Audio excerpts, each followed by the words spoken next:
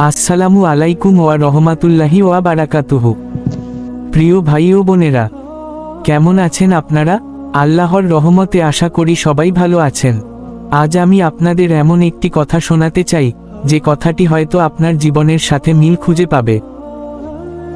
আপনি কি কখনো এমন অনুভব করেছেন, সব চেষ্টা করছেন, দোয়া করছেন দিনের পর দিন, কিন্তু কিছুই ঠিক হচ্ছে না? মনে হচ্ছে, আল্লাহ কি আমাকে ভুলে গেছেন?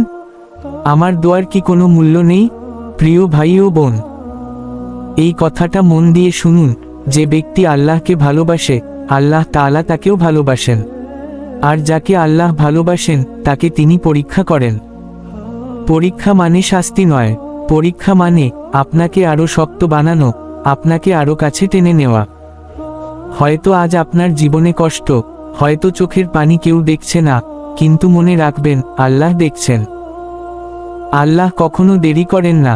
তিনি জানেন কখন দিলে আপনার জন্য ভালো হবে। আপনি যেটাকে দেরি ভাবছেন, আল্লাহ সেটাকে প্রস্তুতি ভাবছেন।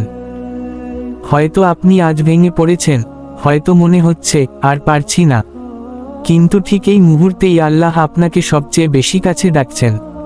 নামাজে দাঁড়ান, চোখের পানি ফেলুন, মনের সব কথা আল্লাহকে বলুন।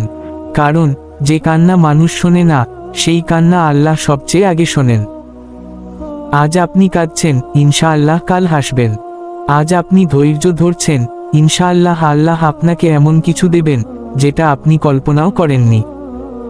তাই হতাশ হবেন না, আল্লাহকে আঁকড়ে ধরুন, ভরসা ছাড়বেন না।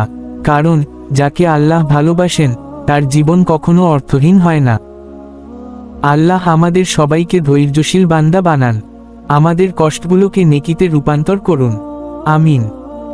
ভিডিওটি যদি আপনার হৃদয় ছুঁয়ে যায়, একজনের সাথে হলেও শেয়ার করুন।